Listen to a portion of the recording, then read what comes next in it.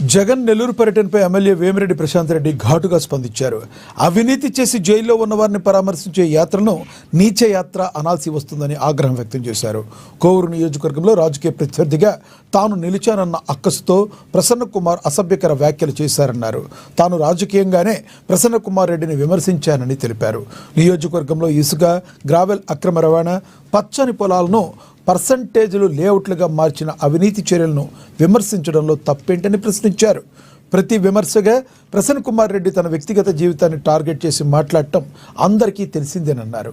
అలాంటి వ్యక్తిని జగన్మోహన్ రెడ్డి పరామర్శించడం అదేదో ఘనకార్యమైనట్టుగా వెనకేసుకు రావడం ఆయన నైజానికే నిదర్శనమని విమర్శించారు.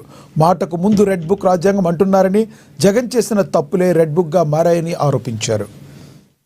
నువ్వు ఇక్కడ కమిషన్ తీసుకున్నావమ్మా, నువ్వు ఈ కాంట్రాక్ట్ తీసుకున్నావమ్మా, లేదు నువ్వు ఇక్కడ గ్రావెల్ ఎత్తావమ్మా, నువ్వు ఇక్కడ మట్టి ఎత్తావమ్మా, ఇసుక ఎత్తావమ్మా, నువ్వు మాట్లాడాలి.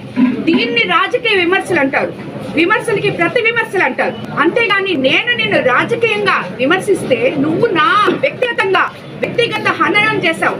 అసలు నీకేం హక్కు ఉందని ఒక మహిళ గురించి మాట్లాడడానికి సభ్య సమాజం తలదించుకునేలాగా 10 మందిని వేసుకొని నువ్వు ఎలా మాట్లాడగలవు? నువ్వు మాట్లాడిన దానికి ఈ రోజు జగన్మోహన్ రెడ్డి గారు వచ్చి నిన్ను పరామర్శించడం అనేది సభ్య సమాజం మరోసారి తలదించుకుంటుంది మిమ్మల్ని అందరినీ చూసి.